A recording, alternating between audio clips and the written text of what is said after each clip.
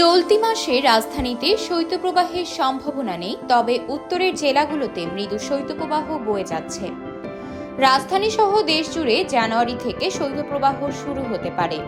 এ সময় কুয়াশার পরিমাণ আরও বাড়বে, আর কুয়াশা বাড়লে সূর্য উঠতেও দেরি হবে, যাতে সর্বোচ্চ তাপমাত্রা কমে শীতের অনুভূতি বাড়াবে। এমন পরিস্থিতিতে সতর্ক থাকার পরামর্শ দিয়েছে আবহাওয়া অধিদপ্তর। রোববার আবহাওয়া অধিদপ্তরের এক বিজ্ঞপ্তিতে এ তথ্য জানানো হয়। এতে বলা হয়, চলতি মাসে দেশ জুড়ে তীব্র শৈত্যপ্রবাহ বয়ে যাওয়ার সম্ভাবনা নেই, তবে জানুয়ারি থেকে সারা দেশেই শৈত্যপ্রবাহ শুরু হবে। এতে তাপমাত্রা কমে আসবে, কোথাও কোথাও দিনের শেষ দিকে সূর্যের দেখা পাওয়ার সম্ভাবনা রয়েছে।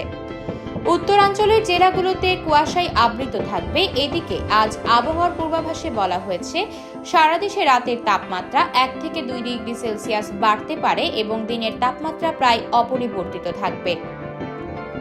অস্থায়ীভাবে আংশিক মেঘলা আকাশ সহ সারা দেশের আবহাওয়া প্রধানত শুষ্ক থাকতে পারে। মধ্যরাত থেকে সকাল পর্যন্ত দেশের কোথাও কোথাও হালকা থেকে মাঝারি ধরনের কুয়াশা পড়তে পারে। আবহাওয়ার সিনপটিক অবস্থায় বলা হয়েছে, পশ্চিমবঙ্গ এর কাছাকাছি এলাকা পর্যন্ত উপমহাদেশীয় উচ্চচাপ বলয়ের বাড়তি অংশ বিস্তৃত রয়েছে। মৌসুমে স্বাভাবিক লঘুচাপ দক্ষিণ বঙ্গোপসাগরে অবস্থান করছে। এর বাড়তি অংশ উত্তর বঙ্গোপসাগর পর্যন্ত বিস্তৃত রয়েছে। সোমবারের পূর্বাভাসে বলা হয়েছে, রাত ও দিনের তাপমাত্রা সামান্য কমতে পারে। এছাড়া অস্থায়ীভাবে আংশিক মেঘলা আকাশ সহ সারা দেশের আবহাওয়া প্রধানত শুষ্ক থাকতে পারে। বর্ধিত 5 দিনের আবহাওয়ার অবস্থায় বলা হয়েছে, রাত এবং দিনের তাপমাত্রা কমতে পারে।